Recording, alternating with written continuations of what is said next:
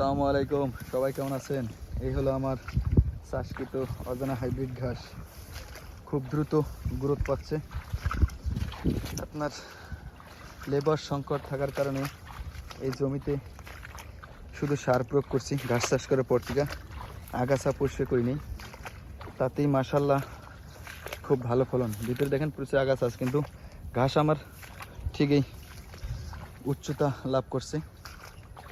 আপনারা আপনাদের পরিত্যক্ত জমিতে এই ধরনের ঘাসগুলো চাষ করতে পারেন, সর্বোচ্চ ভালো ফলন পাবেন ইনশাআল্লাহ।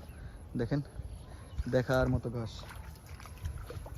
খুব নরম এবং সফট একটি ঘাস। আপনার মোটা তাজা করেন আর ডেইরি হোক, যেখানেই হোক না কেন, ঘাসের বিকল্প কিছু নেই।